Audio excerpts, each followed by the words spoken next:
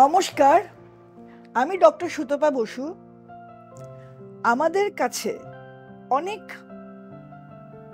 মানুষ আসেন মানে এই বলে যে ম্যাম দেখুন আমার গ্রহটা নিচস্থ, আমার বৃহস্পতি নিচস্থ, সবাই বলেছে। কেউ বলে আমার শনি নিচস্থ, কেউ বলে মঙ্গল নিচস্থ। নিচস্থ গ্রহ কি খুব খারাপ ফল দেয়? নিচস্থ গ্রহ অবশ্যই তার ফলদানের ক্ষমতা কম, হ্যাঁ, কিন্তু এই নিচস্থ গ্রহে কিন্তু ভীষণ ভালো ফল দেয় যখন এ কোনো উচ্চস্থ গ্রহের সাথে থাকে। তাকে বলে নীচভঙ্গ রাজযোগ। আজকে আমরা নীচভঙ্গ রাজযোগ নিয়ে আলোচনা করব। নীচভঙ্গ রাজযোগ মানে শুধু যে নিচস্থ উচ্চস্থ গ্রহ একসাথে থাকলে না, আরো অনেকগুলো জিনিস আমরা দেখব যে নীচভঙ্গ রাজযোগ এই কিভাবে হচ্ছে। 1 নম্বর সূত্র, নাম্বার 1, নীচভঙ্গ রাজযোগটা প্রথমে বলবো কি। নীচভঙ্গ রাজযোগ হচ্ছে নিচস্থ গ্রহ তো অনেক সময় দুর্ভাগ্যের শিকার হয়। যদি এই নিচস্থ গ্রহ কোনো উচ্চস্থ গ্রহর সঙ্গে থাকে আর কোনো খারাপ গ্রহ দ্বারা অ্যাফ্লিকশন না থাকে, তাহলে কিন্তু নীচভঙ্গ রাজযোগ ভীষণ ভালো ফল দেয়। এবার আমরা সূত্র 1-এ আসি। 1 নম্বর সূত্র, যদি কোনো নিচস্থ গ্রহ কোনো উচ্চস্থ গ্রহের সাথে সংযোগ করে তাহলে রাজযোগের সৃষ্টি হয়। তাহলে এই যে নীচভঙ্গ উচ্চভঙ্গ, একটা ডেবিলিটেটেড প্ল্যানেট একটা এক্সল্টেড প্ল্যানেটের সাথে আছে, তার ডেবিলিটেশনটা খর্ব হচ্ছে, তার নিচস্থটা ভঙ্গ হচ্ছে, তাই এর নাম নীচভঙ্গ। যদি জাতকের ছকে কন্যা রাশিতে বুধ ও শুক্র থাকে, কন্যা রাশিতে বুধ উচ্চস্থ, শুক্র নিচস্থ, তাহলে বুধ আর শুক্র একসাথে যদি কারুর থাকে তাহলে এখানে নীচভঙ্গ রাজযোগ সৃষ্টি করে। তখন এই নিচস্থ বুধ উচ্চস্থ শুক্রের সাথে মিলে বুধের উচ্চস্থটা শুক্রের নিচস্থকে ভঙ্গ করে একটা অত্যন্ত রাজযোগ সৃষ্টি করে। তাহলে কি হবে? সব দিকে যে ভাবে থাকবে সেই ভাবটা, আর যদি দ্বিতীয় ভাবে থাকে অর্থের দিকে উন্নতি হবে, দ্বিতীয় ভাবে যা যা কোয়ালিটি, যদি চতুর্থ ভাবে থাকে তাহলে পড়াশোনার দিক, পরিবারের দিক, যদি দশমে থাকে তাহলে তার চাকরির দিক, কাজের দিক। নীচভঙ্গ রাজযোগ যদি কারোর বুধের ঘরে থাকে দশমে, সে অনেক উঁচুতে যেতে পারে, সে সায়েন্টিস্ট পর্যন্ত হতে পারে। এবার আমরা 2 নম্বর সূত্র। 2 নম্বর সূত্র কি, যদি জাতকের ছকে কোনো নিচস্থ গ্রহ তার অধিপতির সাথে থাকে, অধিপতির সাথে অবস্থান করে, তাহলে এবং গ্রহ দুটি পরস্পরের মিত্র বা সমগ্রহ, ভালো গ্রহ হতে হবে। অধিপতি যদি ভালো গ্রহ হয় তাহলে কিন্তু সেটা অবশ্যই নীচভঙ্গ রাজযোগ করে, তাহলে নীচভঙ্গ রাজযোগ তৈরি হয়।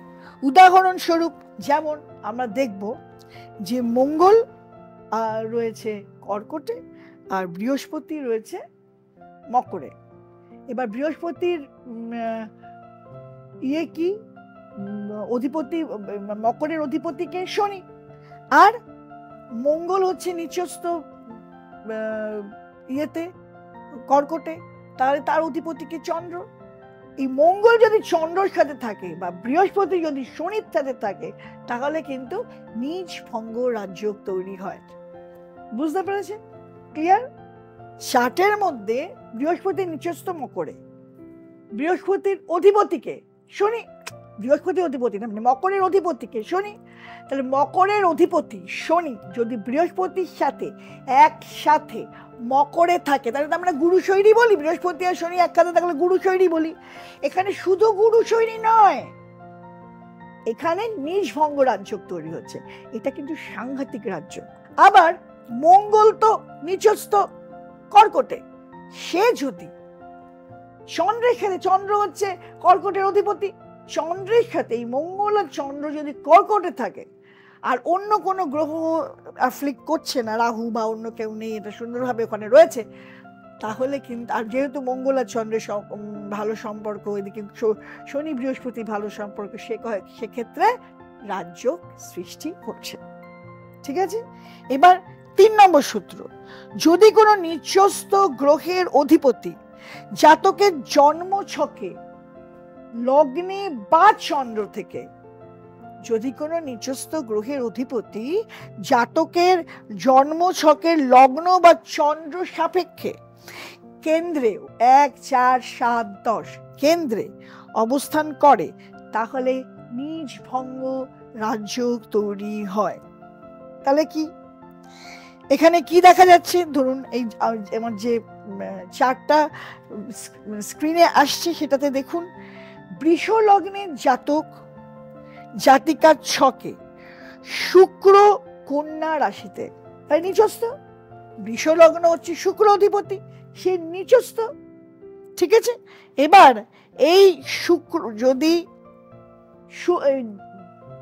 কন্যার অধিপতিকে বুধ, সে রয়েছে লগ্ন হচ্ছে বৃষ, নিচস্থ গ্রহ হচ্ছে শুক্র।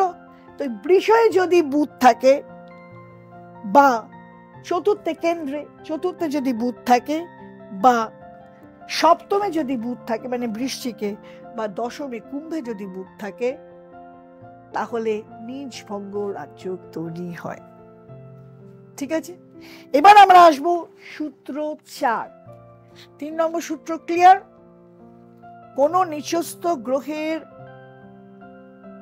অধিপতি, যে গ্রহটা নিচস্থ গ্রহটা যেখানে রয়েছে তার অধিপতি যদি লগ্ন থেকে বা চন্দ্র থেকে 1, 4, 7, 10 থাকে তাহলে নিজ ভঙ্গ রাজযোগ তৈরি হয়। আমার স্ক্রিনে চারটা যাচ্ছে, দেখে নেবেন।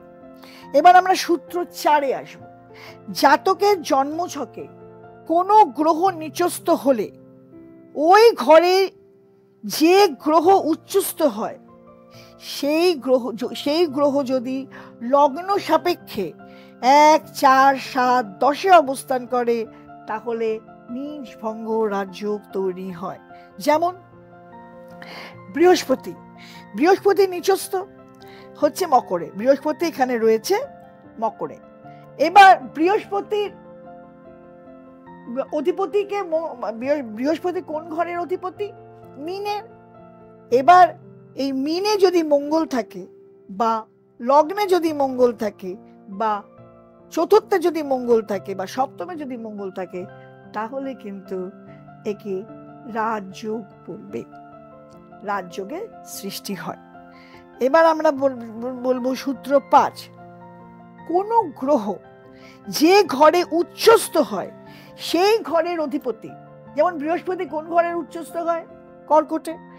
যে ঘরে উচ্চস্থ হয় সেই ঘরের অধিপতি যদি লগ্ন সাপেক্ষে কেন্দ্রস্থানে অবস্থান করে তাহলে নিজ ভঙ্গ রাজযোগ হয়। যেমন বৃহস্পতি উচ্চস্থ হয় কর্কটে, বৃহস্পতি উচ্চস্থ হয় কর্কটে, তাহলে কর্কটের অধিপতি কি? চন্দ্র। ধরো বৃষ লগ্ন, বৃহস্পতি রয়েছে মকরে, এই বৃহস্পতির উচ্চস্থ ঘরটা তো কর্কট।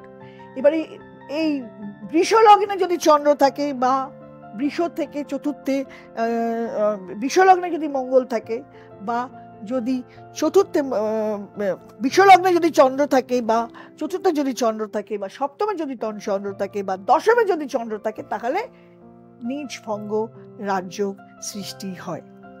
এবার আমরা আসবো সূত্র 6। যে কোনো নিচস্থ গ্রহকে ওই ঘরে যে গ্রহ উচ্চস্থ সেই গ্রহ দৃষ্টি দেয় তাহলে নিজ ভঙ্গ রাজযোগ সৃষ্টি হয়। যেমন বৃহস্পতি হচ্ছে নিচস্থ মকরে, মঙ্গল হচ্ছে নিচস্থ কর্কটে, কিন্তু যদি আজকে মকরে বৃহস্পতি আর কর্কটে মঙ্গল থেকে একে অপরকে দৃষ্টি দেয় তাহলে রাজযোগের সৃষ্টি হয়। গ্রহ দৃষ্টি। এবার আমরা আসব সূত্র 7। কোন নিচস্থ গ্রহের নক্ষত্র দেবতী যদি উচ্চস্থ হয় বা স্বগৃহে অবস্থান করে এবং গ্রহ ও তার নক্ষত্রাধিপতি যদি মিত্র বা সমগ্রহ হয় তাহলে নিজ ভঙ্গ রাজযোগ সৃষ্টি হয়। এবার আসবো আমরা সূত্র 8। কোন নিচস্থ গ্রহ যে ঘরে উচ্চস্থ হয় সেই ঘরের অধিপতি যদি স্বগৃহে অবস্থান করে তাহলে নিজ ভঙ্গ রাজযোগ তৈরি হয়। সূত্র 9। যদি নিচস্থ গ্রহের অধিকৃত রাশিতে কোনো গ্রহ উচ্চস্থ হয়, যদি নিচস্থ গ্রহের অধিকৃত রাশিতে কোনো গ্রহ উচ্চস্থ হয়, তাহলেও নিজ ভঙ্গ রাজযোগ তৈরি হয়। 10 নম্বর সূত্র বা শেষ সূত্র, কোন গ্রহ D1 ছকে নিচস্থ আবার D9 ছকে উচ্চস্থ হলে সেটা অবশ্যই নিজভঙ্গ রাজযোগ তৈরি হয়। আজকে যদি আমার এই উপস্থাপনা ভালো লাগে তাহলে লাইক, কমেন্ট, শেয়ার করবেন এবং সাবস্ক্রাইব করবেন চ্যানেলটা আর বেল আইকন প্রেস করে দেবেন। নমস্কার।